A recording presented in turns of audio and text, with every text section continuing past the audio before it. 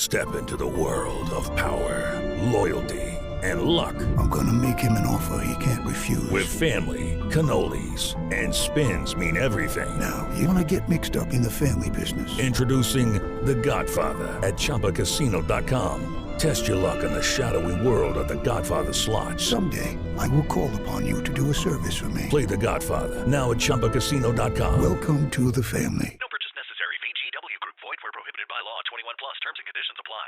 So let's call the top three here. Matthew Lewis, Yeah. Patrick Dempsey, Yeah. John Krasinski. 100%. Who won the glow-up battle? That's really hard. That's what she said. Yes, and I even got an office joke in there. Oh my god. Oh, that's so funny. Well, I mean, I think I have to say John Krasinski now. No, I think the biggest glow up is Matthew Lewis. Like, Oh, it come is on. Matthew Lewis. Yeah. I agree. Yeah. Because like the other two like had very much so like the foundations of John Krasinski just amazing had a bad looks. haircut, you know?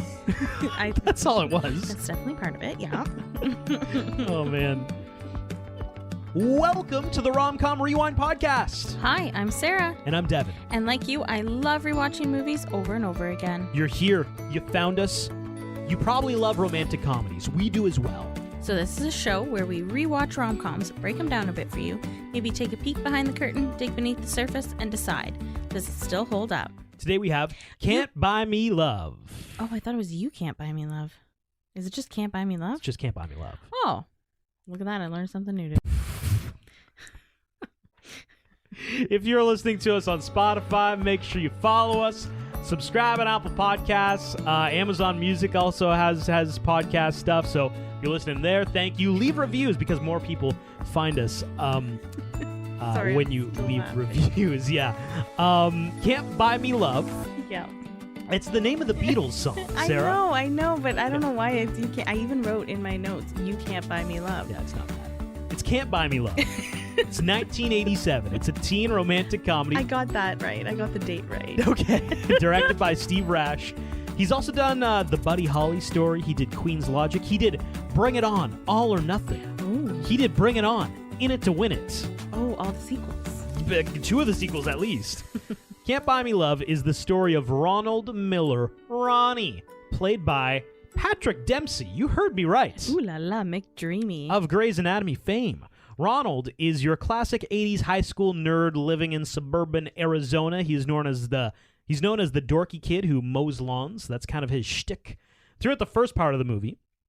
But our boy Ronnie yearns to be with the popular crowd. Specifically, he likes his next-door neighbor, Cindy Mancini, high school cheer captain, and all-around popular high school socialite, played by Amanda Peterson.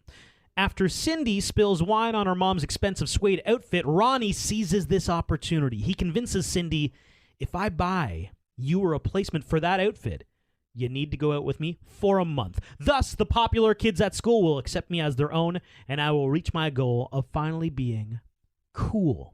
That is our lead-in for Can't Buy Me Love. What are your thoughts? Cindy Mancini and Ronald Miller live on the same street, but they're in totally different worlds. Wouldn't you like to be popular?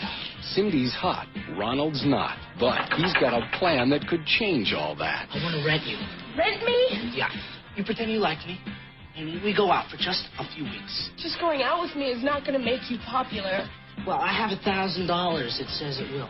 I had never heard of this movie before someone requested it, so we actually had a listener who requested this, so Thank you very much. I'm pleasantly surprised and happy I watched it. It was a really good watch. Patrick Dempsey is not in enough rom-coms, in my opinion. Agree. I loved him in Grey's Anatomy and was sad to see him go, but I really hope he does do more movies. Like, I feel like he hasn't done much lately. The rating for this movie is in typical 80s fashion with some fun casting. Interestingly, and I get more into it later on in the pod, but a lot of actors aren't actually active anymore acting-wise from this movie and haven't been since like the 90s. I enjoyed watching this, like I said, and it'll be a fun one to rewatch again in the future. The Patrick Dempsey career arc, that's an interesting point because he did a lot of stuff in the 90s and even early 2000s, but once he got on Grey's Anatomy, it was kind of picky and choosy about what he wanted to do, which is fair because you're making that Grey's Anatomy money. Yeah. Is it the cool version of LL Cool J and NCIS? Absolutely. Thank you, Sarah. Thank you. Because I crap all over LL Cool J. Like, what happened to LL Cool J? Meanwhile, he is picking up paychecks. Yes. Just on a crappy show that I have no respect for. Oh, okay. Whereas Grey's Anatomy, listen, I don't like it, but like I get the hustle on Patrick Dempsey's side. It's an extremely popular show. It is. At least it's kind of compelling at times. You know what, though? My grandmother was telling me the other day that she really likes watching NCIS. Are you kidding? I'm actually not kidding. Oh, no. That was a real conversation that happened, but it just goes to your point of... LL. Yeah. LL. That is the your target demographic. Sarah's grandma is like, I like that LL fella.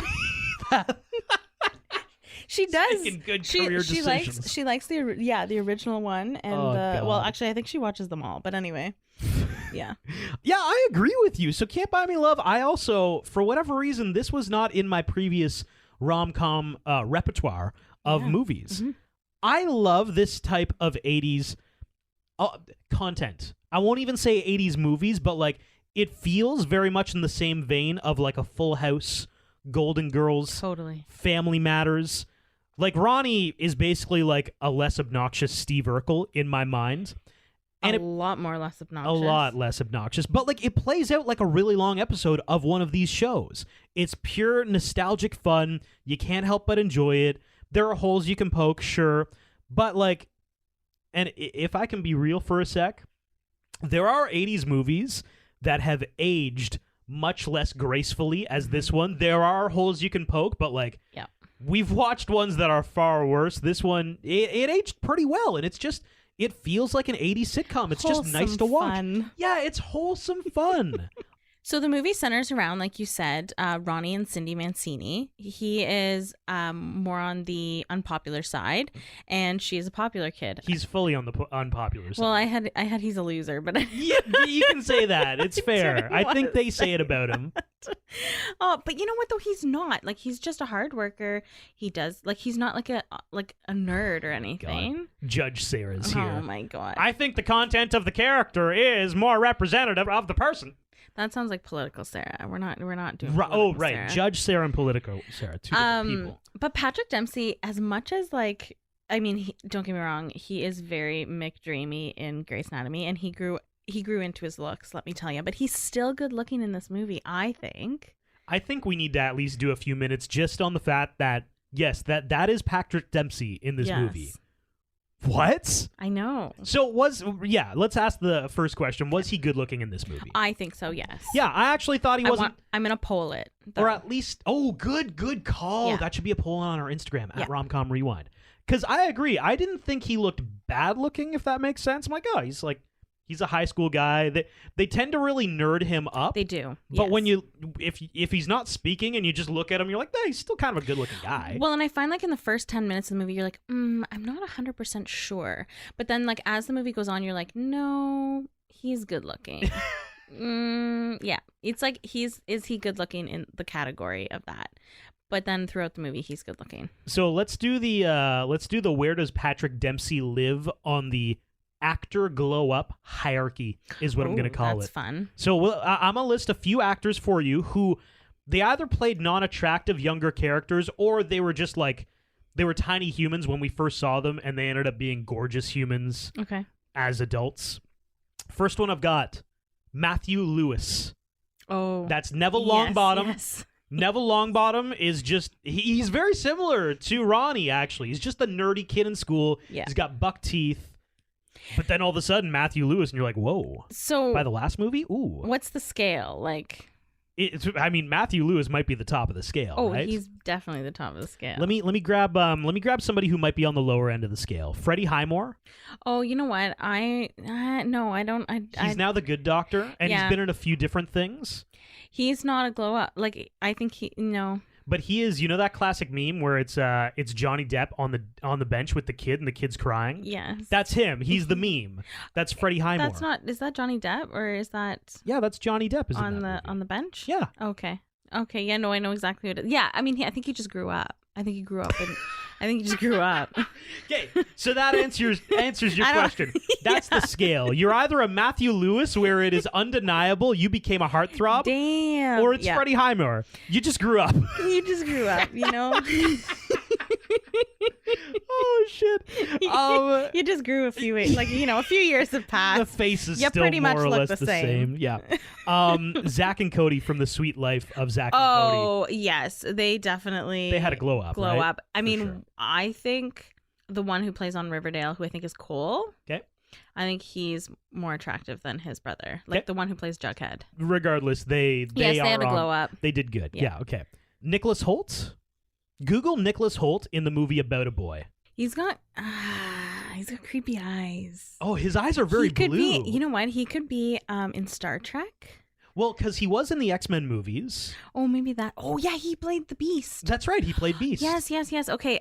I And think he had a good glow up. What movie did you say? About a Boy was the young one where he's like just a kid and you're like, who? This is just a precocious looking child, you know? Oh, yeah, no, he had a glow up. He did have a glow up. Okay. How about this one's going back a little bit? Joseph Gordon-Levitt, Third Rock from the Sun. Joseph Gordon-Levitt has I think he's like attractive. Because Yes. he had like the long hair Yeah. in that movie, and also in 10 Things I Hate About You, not a super attractive kid, you know? Well, he grew up, That's right? Like, whoa, but see, here's the line. Did he grow up and become attractive, or did he just grow no, up? he grew up and became attractive. There we go. Yes, I actually think he's very attractive. I think he is super attractive in Inception. Oh, yeah, well, because... Ryan Seacrest here. When you have a busy schedule, it's important to maximize your downtime. One of the best ways to do that is by going to ChumbaCasino.com. Chumba Casino has all your favorite social casino games like spin slots, bingo, and solitaire that you can play for free for a chance to redeem some serious prizes. So hop on to ChumbaCasino.com now and live the Chumba life. Sponsored by Chumba Casino. No purchase necessary. VGW Group. Void where prohibited by law. 21 plus. Terms and conditions apply. Sarah's a sucker for suits. And he's always... He's always in he's a always suit black in that tie. movie. Yeah. I am a sucker for a suit. Oh, man. This is fun. Okay, and there's your hierarchy of A-list actor glow-ups. If you have anybody we should mention next time, let us know. But Patrick Dempsey, does he fit in? Ooh, Patrick Dempsey, you know what, though? Like, he's still aging real nicely. Hold on. Sorry, yes. Aging and still very attractive. He's getting more attractive, I think, a little bit. I missed maybe the biggest one, and this is going to be hard for Sarah. John Krasinski in The Office Ooh. and John Krasinski now. Oh, and Jack Ryan. Sure. No, Jack Ryan, hands down. He is way more hot, like way more attractive. He is just making himself, like, loving it. So let's call the top three here. Matthew Lewis, Yeah. Patrick Dempsey, Yeah. John Krasinski. 100%. Who won the glow-up battle? That's really hard. That's what she said. Yes, and I even got an Office joke in there. Oh my god. Oh, that's so funny. Well, I mean, I think I have to say John Krasinski now. No, I think the biggest glow up is Matthew Lewis. Like, oh, it come is on. Matthew Lewis. Yeah, Yeah. okay, I agree. Yeah. Because, like, the other two, like, had very much so, like, the foundations of John Krasinski just amazing had a bad looks. haircut, you know? I, That's all it was. That's definitely part of it, yeah. Oh, man. So, like you mentioned, Cindy borrows her mom's suit, suede suit. Let me say that. Even though she's not supposed to, because her mom tells her that she can't. She makes up that at the party, because everybody's like, oh my god, your suit, it's wonderful. She makes up that her boyfriend from college got it for her. And at the party, one of the guys spills a glass of red wine all over the suede outfit. Dun, dun, dun. Literally the worst possible thing to happen, though, because it is like a cream colored outfit. I don't even wear anything white when I'm going out because I know I will get something on it. Like, if you're gonna sit in grass, don't wear white pants. They will get grass stains. Yeah, she did not expect red wine to be flying at the cream-colored suede suit. No one ever does. No one sees it coming. You just don't You see it never coming. see it coming. And then it happens. So the next day, Ron is at the mall, about to buy his telescope that he's been saving all summer for. He's been mowing people's lawns and saving money to buy a telescope because he loves space. He sees Cindy trying to convince the store clerk at the suede suit store that's what I've called it, to exchange it or let her work there to make up for it. She's desperate. She is desperate, and to give her a new suit. He, of course, the store owner, says no. Ronnie runs over to her rescue and uses the money that he was going to buy the telescope. You pretend you like me, and we go out for just a few weeks, and that will make me popular. Just going out with me is not gonna make you popular. Well, I have $1,000. It says it will. I think you've mowed one too many lawns. He gets to pretend to be with the most popular girl in school and gain popularity himself, and she gets a new suede suit, which her mother is none the wiser. Back to the whole, this feels like just an episode of a sitcom. Yeah. He's buying a $1,000 telescope. She is trying to purchase a $1,000 suede suit. Yeah. It's just so, like... Comical. Like, everything's going to fall into place every time. Like, oh, what do you know? I've got $1,000 in cold hard cash right here in my hand. Like, and I just happen to be here. And I just happen to be here. He's literally looking through the telescope, seeing Cindy across the mall go into this creepy. store.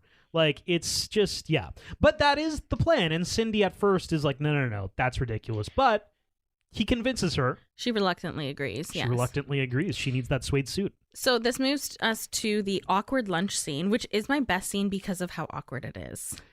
Oh, really? That's your best scene. So, Yeah. The next day at school, Ronnie arrives, and Cindy kind of gives him a very quick, she's all that moment.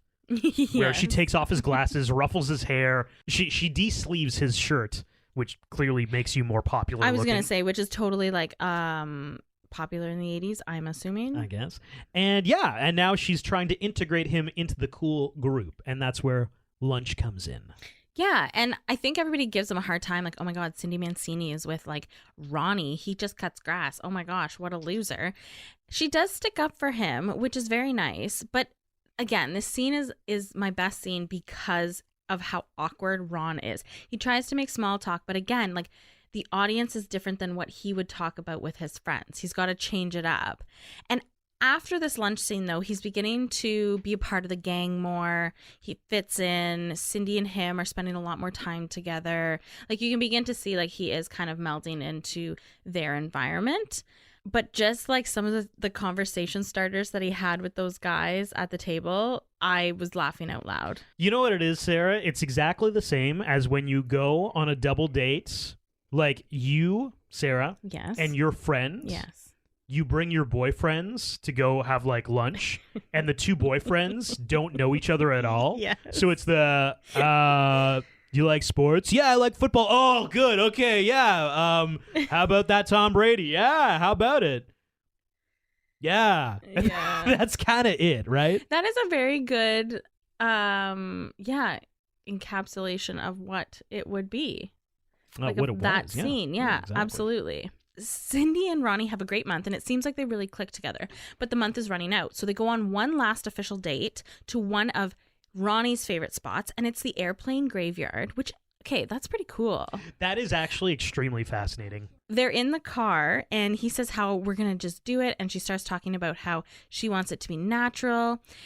This scene was funny because she's talking about them kissing. Yeah. At this point, she's really not talking to her college boyfriend. They've kind of broke up. They're very much so on and off. And he's talking about the breakup because the month is over. They're going to go to school tomorrow and break up in front of a whole bunch of people or about their fake relationship. This is a key scene because Cindy is clearly, actually, genuinely falling for Ronnie. Yeah. What? But he's such an idiot. He's a Just dork. The male brain has no concept of awareness. He's still stuck on the we need to break up thing. Yeah. Because that was the plan from the beginning. Well, and I think in his mind, his goal, I mean, part of him, I think, was to be with Cindy Mancini, but his ultimate goal was to be popular. Yeah. Yeah. Or he started to become popular and he just got intoxicated by it. Like, oh yeah, I need this now. Definitely. Yeah. Yes. Very different ideas of how the conversation is going to go in that moment, in that scene. Like, you knew exactly what Cindy was talking about and you knew exactly what Ronnie was talking about. And then the next day when they get to school, Cindy is still trying to convince him, like, hey, let's not do it. And he thinks she's acting, and he's like, I did a little thinking too. No, actually, I did quite a bit of thinking, and I decided that you're breaking me. What? Broke. Bankrupt. Chapter 11? What are you talking about? This. I'm dry. Hey, I can't keep up with you. I'm not a bank. Much like a few other movies, which I think, are you going to bring up? Well, I was going to bring up the parallels of this. Yes. Yes. So he, in the breakup, starts saying a few things that are maybe hitting a little too close to home. Way too far. Way too far for Cindy. She ends up slapping him. He thinks it's still an act. He's like, wow, that was a great performance. But she is genuinely hurt. She actually wanted to continue this relationship. And he is none the wiser. He thinks, oh, great, we accomplished what we set out here to do. Everybody saw us break up, but now I'm popular, and you're free to go and do whatever you want. He really embarrasses her. He's now the big guy on campus and way too popular for his own good. Even after this, right after, he gets asked to go to a dance with one of Cindy's friends, Patty. I think they kind of do Cindy dirty in this movie a little bit. Like, she gets put through the ringer by Ronnie quite a bit. So in terms of parallels for the breakup, I mean, as soon as the breakup happened, I thought the perfect date. Absolutely, like verbatim. Down to the slap happened as well. 100%. And going way too far? Yes, going way too far, being unintentionally mean. Yep. Other movies where people date for popularity drive me crazy as well. Yes. Similar to that. Crazy. I also want to throw out 10 Things I Hate About You. Yep, in a way, for sure. In a way, just because they dated for somebody else to date, but like it feels... It turns out that this is a story that's been redone many times. Yes. Taming of the Shrew is what 10 Things I Hate About You is based off of. Correct. So is this a loose representation of that, or is it different that people have just like they say stolen that from? they've modernized a lot of Shakespearean, and you know what? If there's a listener out there that can educate us on this, that would be fantastic. I would love it. It probably is a Shakespeare play. I think like really they've most ideas like rom-coms and things like that, like the plot of them, or like the core concept. The core let's concept, say. Yeah, I believe like comes from a lot of Shakespearean plays. Because we have no more stories. Original ideas. We just steal from this guy hundreds of years That's ago. another reason why we should go to the moon or Mars, you know? Yeah. Start a new... we got to diversify life. our opinions a little bit. But we're still here. But the key one for both of us, we kind of mentioned it, like that feels exactly the way the perfect date breakup Well, and happens. it's so funny that we just did the perfect date not long ago. Okay, so can we get back to the dance, of him learning the dance? So this is actually my best scene. Not the learning of the dance, though. Okay, well, so... He gets asked out by Cindy's friend Patty to go to the school dance. And he realizes, oh my God, I don't know how to dance. I've never been to a dance. Like, oh my God. A girl, like I've never gone to a dance with a girl. So he watches a dance on TV, which thank God for TikTok and YouTube and all the things that we can actually learn dances from now. Just think about that concept. I know. Like when I would come home from school, I would watch... Much Music, which is our version of MTV, essentially. Yeah. And like they would be doing the countdown of the music videos, and like that's when I would watch the music videos. Like you can hear pop music on the radio or wherever, but like if you wanted to see the video, you're okay. Much Music doing their countdown, 5:00. Ryan Seacrest here. When you have a busy schedule, it's important to maximize your downtime. One of the best ways to do that is by going to ChumbaCasino.com. Chumba Casino has all your favorite social casino games like spin slots, bingo, and solitaire that you can play for free for a chance to redeem some serious prizes. So hop on to ChumbaCasino.com now and live the Chumba life. Sponsored by Chumba Casino. No purchase necessary. VGW Group. Void where prohibited by law. 21 plus. Terms and conditions apply. Before dinner, I watched that. Yeah. He got into a fight with his little brother because he's like, I got to watch the Dance Showdown or whatever from last night on PBS or whatever the F it was, because that was like the cool dance that he had to know for this high school dance. And it just so happens that particular episode was actually a special presentation. Well, it wasn't the original programming. It was, and I'll jump in now. It was like my best scene. It was a cultural African tribal dance. So he watched that, and he doesn't watch the end of it. He just gets the gist of it, and he's like, all right, out the door. And then a presenter comes on, and he's like, that was the African tribal thing, blah, blah, blah. So when he gets to this dance, Ronnie is extremely nervous. He's now not dating Cindy. He's dating the other girl, Patty. Yeah. And she's like, Ronnie, let's go dance. And he's hitting the punch pretty hard, and he's like, all right, let's go. And he goes out in the middle of the dance floor, and he does this friggin' absurd dance. It's so stupid. It's so good. But everybody, but because of his conviction, I know, to the bit, everybody actually convinced themselves that, like, whoa, Ronnie, like, is this European? What is this? This is something new. European? Yeah, like, it must be something new that we haven't heard of. They all copy his bullshit African tribal dance that nobody realized was just, like, complete and utter garbage. But it goes to show in this scene how far people are willing to go to stay popular or be cool. And that's an underlying theme of the movie that Cindy talks about a lot. She's like, popularity is more work than nothing. It's more effort than it's worth. Yeah. And everybody's kind of lying to each other. And in this scenario, yeah, everybody convinced themselves, wow, Ronnie's popular. He's doing a dance. It must be popular too. No. Yes. No, it's not. Yeah. You know, it's where the sheep come in, right? Like you feel like you're cattle. Like moving through the Vatican. I feel like you're just kind of like moving with the rest of the group. We were over here, and then you took it in a completely other direction. You're bringing up European landmarks now. Where did that come from? Well, it reminded me of going through the Vatican and it being so busy and hot. Yes. And you're just like, you're moving slowly through, and then you realize that there's like 100 other people around you, and you're like, oh, I'm doing the exact same thing that they're all doing. And we're just slowly moving through through this country, because Vatican's a country. And like, we're all just doing the same thing, like moving along in a line. Sarah's like, got a bone to pick with the line. Vatican. No, I don't. They have a lot of power. We should probably just move on. No, but anyway, everybody follows along, right? Moving on. So it's Halloween, and to stay cool, Ronnie goes with his newfound popular friends and to egg a house. Yeah. It turns out that it's his best friend's house, Kenneth. And I think this happens every year for Kenneth and his family because they literally set up booby traps along the way to catch the people who egg their house, and it's so mean. Turns out it was the popular kids. Yeah, this scene, like, it made me so sad. He gets caught. Ronnie gets caught. Yes, yeah. Ronnie gets caught by Kenneth, and Kenneth realizes that it's him, lets him go. But it was just like really sad. He like totally, he threw shit at his door and then ran away. I thought you were supposed to light it and then throw it. If you're lighting it, you're leaving it on the doorstep so that the bag burns and then it starts to burn the poop. Terrible. Well, also, why do I know that? Okay. Well, you don't. I do. So that says more about my character than yours. I think you're right. What did you do on weekends? Let's move on. And it's sad because Kenneth is part of like the nerd group, and he was kind of talking to Ronnie like, hey, we haven't seen you around. Like, where are you? What are you doing? Ronnie was blowing him off a little bit, and now Ronnie was literally egging his house, which is horrible.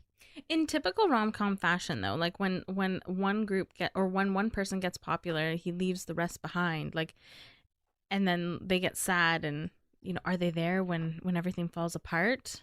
Of course they are, but like it's the same thing with The Perfect Date, right? He leaves his best friend behind, and then actually the parallels here are a lot. Same thing with Drive Me Crazy. He's got his movie. 2 friends who are nerdy, and then he stops hanging out with them. Yeah, they're the same movie.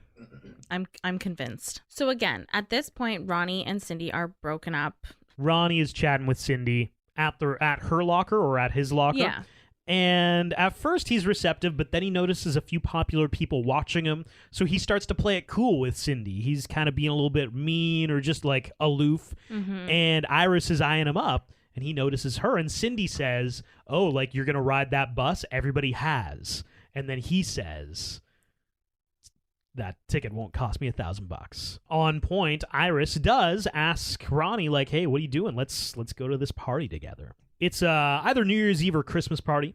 Yeah, and Cindy's there as well at the party, and Ronnie's there with Iris. Cindy catches Ronnie making out in the bathroom with Iris. And a little known fact about Cindy that we haven't yet said is that Cindy writes poems. She's a poet. Kind of underrated, like she doesn't really tell anybody. The only person that she's told that she writes poems is Ronnie. Someday my wish is for him to hold me in his arms in a sea of deep blue. Together at last, together as two. Oh, that's beautiful. I didn't know you were a poet. And when Cindy catches Ronnie in the bathroom with Iris, Ronnie is reciting her poem to Iris. I would be so offended. Like, Cindy has done so much for him, and he is such an ass at this point in the movie. And he's about to get what's coming to him. He's about to crumble. So Cindy's previous boyfriend, who went off to college, he's also the high school quarterback, now college quarterback. He's in town, and he's kind of chatting with the guys, and the guys mentioned, like, oh, like, Cindy was, for a time, dating Ronnie. And he's like, lawnmower Ronnie? And they're like, yeah, dude, like, we're not kidding. Ronnie's cool now. Yeah. And Cindy's been drinking a lot. Yes. And they, like, her and her ex-boyfriend kind of have this little blow-up in another room. And everybody can hear what's happening. But then, as they return to the party, Cindy reveals everything to the group. Ronnie paid me $1,000 for a suede suit, and I went out with him for a month. And you, much like Sarah just said, you were all sheep. Yeah, and he said that all of you guys would worship him if we went out. And I didn't believe that. I was like, no way. And he was right. No, he was right. Our little plan worked, didn't it, Ronald? It's a wild speech, though. Like, it's a good speech. It's a good one to watch. I liked it. It is. And immediately, all the popular guys, Iris, nobody wants anything to do with Ronnie, having known, the background of the story, that he paid Cindy. Yeah, he becomes from the most popular within a minute to the most hated person in school. No one wants to be friends with him. He gets made fun of by everyone, even his old bestie, Kenneth. Can I, before we move on towards the end of the movie, which is basically where we're at, can I shout out Quint real quick, played by Court McCown? Yeah. He is one of the popular guys. He's one of the high school football player whatevers. At every party, though, including this one that we just talked about, he's crushing a glass of wine. And every single girl, after hearing that he's drinking red wine, is like, ooh, they smell the wine, and it's, like, disgusting. It's probably some horrible $5 bottle of wine that's just total garbage. It's because who of us liked wine in high school? None of us. Well, can we talk about, because he really tries to play up that he's like a wine connoisseur. What are the most awkward things you pretended to be into, especially to, like, impress other people? Oh, my God. Okay. I don't have one, but you do, Devin. Yeah, I do. I've got it listed right here. You pretended to be into running. Oh, okay. That's not what I have written down. That's also a bold-faced lie, Sarah. I did not. I was into running. Oh, okay. Please expand on that, because I will tell you how I see it. I was, for a time when Sarah and I first met, I was a little bit into running, like very amateur running. Okay, I like a little bit into running. So little that it happened once. Whoa! It happened more than once. No, it happened once. And okay, so I actually genuinely thought that he was into running, and so his birthday was coming up. So I was like, oh, like I'm gonna get him. I'm gonna go to Lululemon, and I'm going to get him a new like running shirt. It has never been running. No, the shirt has never been. I still work run-in. out in it. No, you do yard work in it. If I'm playing competitive sports, it's a very breathable. Oh, competitive shirt. Sports, well, recreation sports, any type of sports. Yes. But that's not running. Like, that's not you getting out and getting a good sweat on with a jog. I run when I'm playing the sport. I don't see it as the same. Like, you pretended to be a runner. I didn't pretend to be a runner. Okay, calm down. I'm pretty sure you did, but whatever. Okay, so I took this question more to heart in terms of the actual content of the movie. Oh, okay. Like drinks, like sourpuss, for example. Oh, God. Did you ever drink that straight when you were like... Sourpuss, yeah, Malibu. Ugh, yeah. I really liked whiskey sours. I don't ever want to drink another whiskey sour. Yeah. But yeah, Malibu for sure. Oh, like is Pink Whitney now the new of all those 100% things? 100% it is. Because like everybody's obsessed with Pink Whitney. I think the alcohol content in Pink Whitney is a little bit higher. It is a little bit higher, but also like it's so sweet. Like if you drink Pink Whitney straight, if you mix it, that's fine. It's a very mixable beverage. But if you drink it straight, you are either 18 years old, have no taste buds, or have no clue the terror train of a hangover you're about to have from all that sugar. But they don't have hangovers at that age. That's right, they don't. So that's where I come in. You're either 18 or you know. Oh God. But yeah, I used to drink sourpuss like just straight shot, thinking, hey, ooh, look, you guys want a shot of sourpuss? It's pure, yeah, it's like pure sugar and sugar, water, alcohol. That's all that's in that. So gross. Yeah, Malibu. Oh, like I don't even want to think about it. It's like, do you have an alcohol that you smell and you can't even like it turns your stomach? Yes, Fireball whiskey. And all of those are from like the origin story is either an early college or late high school story. Yeah, for me it was Fireball whiskey. Mine was Absolute Vodka Peach. Hello, it is Ryan, and we could all use an extra bright spot in our day, couldn't we? Just to make up for things like sitting in traffic, doing the dishes, counting your steps, all the mundane stuff. That is why I'm such a big fan of Chumba Casino. Chumba Casino has all your favorite social casino-style games that you can play for free anytime, anywhere with daily bonuses. That should brighten your day a little. Actually, a lot. So sign up now at ChumbaCasino.com. That's ChumbaCasino.com. No purchase necessary. VGW Group. Void where prohibited by law. See terms and conditions. 18+. I can't ever smell that again. I don't ever want to see it. I don't ever want to smell it. Oh my God. And that's first year university. Goldschlager takes a close second for me too. You know what? It's always the alcohols that need to add stupid tastes to appeal to younger people. Like, let's grab like a gin, but let's make it peach or whatever. God. Yeah. Whiskey, but like Fireball. So it's going to be like cinnamony and like and burn your throat. Yeah, man. that's stupid. It's like, what was that? What was a 151? I actually don't know what that is. Oh, it's like it burns your throat on the way down. I don't know Sounds why. appealing. I don't know why we drank it. I couldn't tell you. What a great product design. Yeah. They made some real winners. Oh man. So now back to the movie.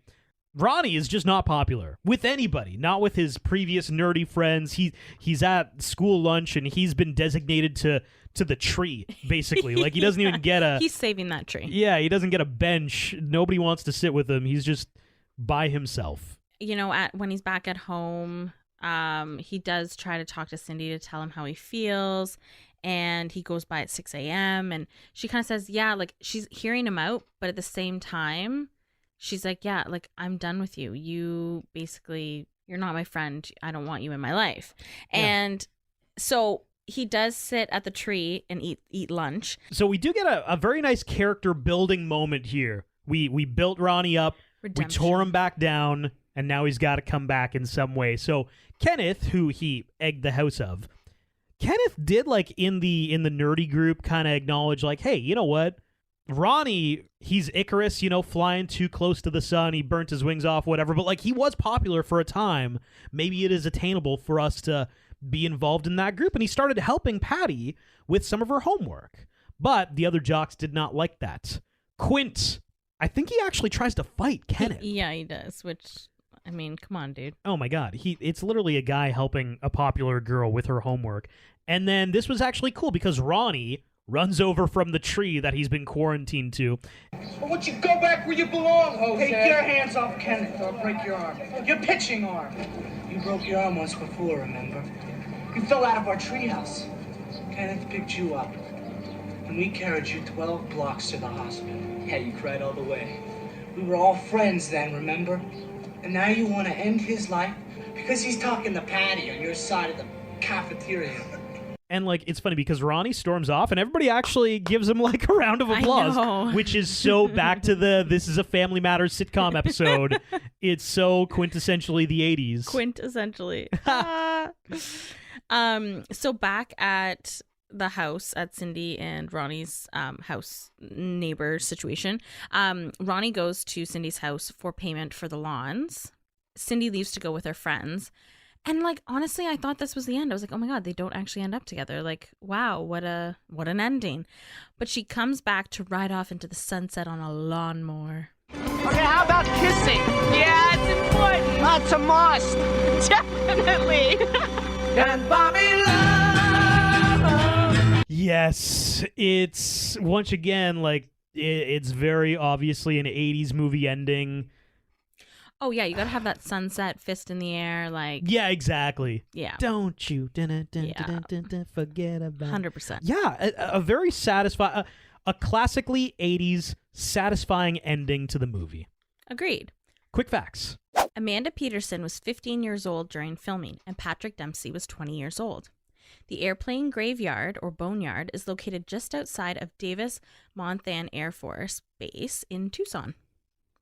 The film was done non-union. The Screen Actors Guild sent representatives to the set to dissuade the students at the high school from being extras. While their plan ultimately failed, the school's drama club decided not to participate. Patrick Dempsey is a car collector and race driver. He used all of his pay from this movie to buy his first car, a 1963 Porsche 356 convertible. Tina Caspary was the original Kelly Bundy in the pilot episode of Married with Children. This pilot was never aired. The original title of this movie was Boy Rents Girl. I'm glad they changed it. It's a little too on the nose. The song on the radio, French Kissing, was written by Chuck Lorre, who would later create a series of successful sitcoms like 2.5 Men, The Big Bang Theory, Young Sheldon, Be Positive, Disjointed, to name a few. Patrick Dempsey and Seth Green, who plays Ronnie's little brother, reunited years later when Green did a 2-episode stint on Grey's Anatomy. The scene in which Cindy and Ronald jump to the perimeter wall and explore the regenerative group aircraft boneyard was shot at Bob's Air Park, an aircraft recycler just outside the boneyard, which has since been sold. The movie was shot and set in Tucson, Arizona. The school used in the film was Tucson High School at the home of the Badgers. Courtney Gaines and Patrick Dempsey also co-starred in Sweet Home Alabama in 2002. It was originally shot as an indie movie, but until Disney bought it for $6 million. A remake called Love Don't Cost a Thing, starring Nick Cannon and Christina Milian, was released in 2003. The movie was named after the Beatles song Can't Buy Me Love. Though the trio of girls were all seemingly the same age, Darcy DeMoss, who played Patty, was 7 to 8 years older than both Tina Caspary, who played Barbara, and Amanda Peterson, who played Cindy. In the movie, Quint says he is an expert on fine wine. The wine he spills on Cindy's blouse is Ripple, a cheap dessert wine. The studio almost took out the famous line that Kenneth says because it was too edgy for a teenage movie. It was the "you shit on my house" line. Paula Abdul choreographed the African anteater ritual dance. Both Amanda Peterson and Tina Caspary had previously played dancers and orphans in Annie in 1982. Iris has intimate scenes with all 3 of the popular guys, with Big John at the first party at his house, with Ricky at the school dance, and with Ronnie at the New Year's Eve party at Big John's house. I never even noticed that. Me neither.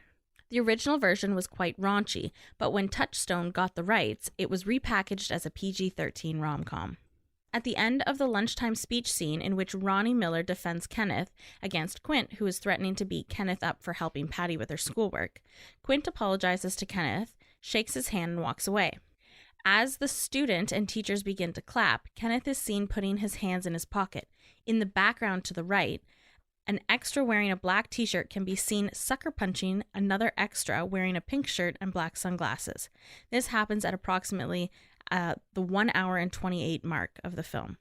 The final scene in which Ronnie drives Cindy away on his riding mower is deliberately paid homage in Easy A, after Emma Stone's character laments that her life is not more like an 80s teen romance film. Apparently, pleased with the development, Stone's character even waves her hand like Amanda Peterson waves hers. Honorable mentions. My honorable mention is Seth Green for playing Ronnie's annoying little brother who continuously gets Dutch ovened throughout the entire movie by Big John.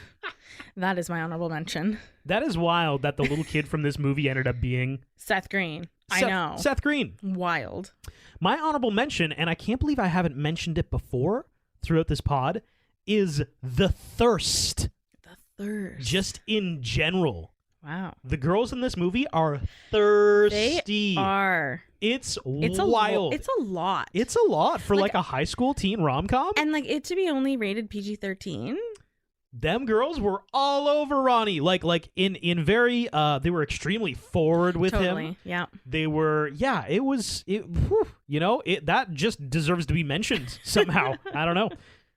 What should have been? Okay, so my what should have been, I was afraid near the end that Cindy and Ronnie weren't going to end up together, but then literally within the last 30 seconds of the movie, they do get together.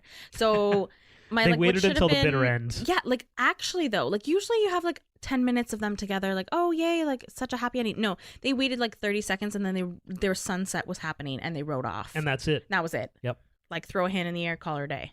My what should have been is that I'm surprised we didn't get that classic 80s movie. This is what happened to them. You know where they do the pictures of the person on the screen? Yeah. Like, here's what happened to Quint, and here's what happened to Cindy, and here's where Ronnie went. So let's do it. Yeah, let's go through each character and do the what happened to them. Yes, yeah. Like where they ended up. What did they end up growing up to be, you know? Okay. Ronald Miller. So we know what about Ronnie. He loves astrology. No, that's not right. Do you know what astrology is? Oh, that's zodiac signs. He likes astronomy. He's Okay, wait, hold on. You said he likes astrology?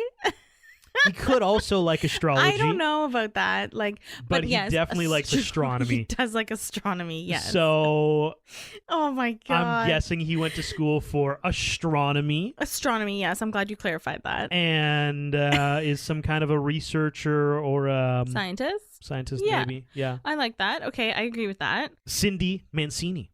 Cindy Mancini, I could see her being a fashion designer. Oh, really? Of suede suits. Of suede suits specifically. All dating back to a traumatic experience where a guy spilt wine on her. Yes, or finding out the real way to get a red wine stain out of clothing. So I think Cindy goes to school for something very typical, like I think business, marketing, something.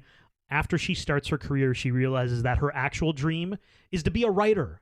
Oh, because she writes the poetry, right? That's a good call. And then she moves to Hollywood and becomes a writer of something. I don't know. Maybe she's a screenwriter, a screenplay, something. I still like the founder of the red wine stain. Do we need to do Barbara or Patty or okay, Iris? I do have Patty. Okay, let's hear makeup it. artist. She's the one with the makeup drawn on her face during the home ec class. Yes. Kenneth, so Ronnie's best friend. Yeah. I could see him being an engineer. Yeah, okay, sure. He's got tons of movies coming out. What about Quint and Big John? Okay, so the football players. I didn't do Quint, but I did do Big John. I could see him honestly being like a football coach at a high school. Okay, Quint is easy, guys. Okay, well, what's Quint? He's gonna. I get the impression that the popular kids are also well off because they make fun of Ronnie for having a summer job mowing lawns. Oh yeah, you're right. So I think we're establishing Quint's family has money.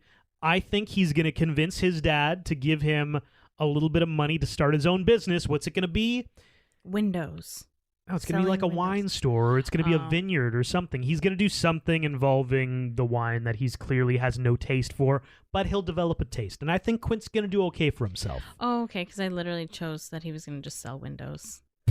Windows? What the...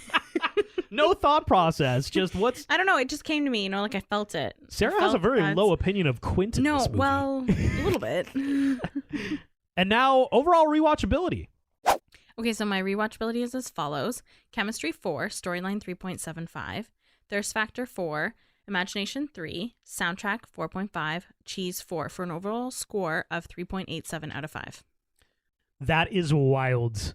My score, I scored my things very differently than you, but we are 0.02 off. Oh my God, okay. I have chemistry as a 3.5. Okay. I have storyline as a 3.2. I've got Thirst Factor as a perfect 5 out of 5. Wow. Mostly, like 4 of that is because those girls are just so thirsty for Ronnie. Inexplicably, doesn't really make sense, but just the pure lust for thirst on their end. Wow. Gives me a thirst factor. Lots of thirst happening. Patrick Dempsey ending up being gorgeous on Grey's Anatomy is going to give me a preemptible 5 out of 5. That's true. Imagination a 3.9, soundtrack a 4, and Cheese a 3.54. 3.85. Wow. You had 3.87? Yes, it is. Woo! So close. This has been the Rom-Com Rewind of Can't Buy Me Love. If you're listening to us on Spotify, Apple Podcasts, Amazon Music, wherever you're listening to us, thank you. And if there's a bell icon or a follow button, you know, all that stuff. Yeah. And reach out to us on Instagram at Romcom Rewind, TikTok, or email romcomrewind@gmail.com. Thanks for listening. Step into the world of power, loyalty, and luck. I'm gonna make him an offer he can't refuse. With family, cannolis, and spins mean everything. Now, you wanna get mixed up in the family business. Introducing The Godfather at ChumbaCasino.com. Test your luck in the shadowy world of The Godfather slot. Someday, I will call upon you to do a service for me. Play The Godfather now at ChumbaCasino.com. Welcome to the family. No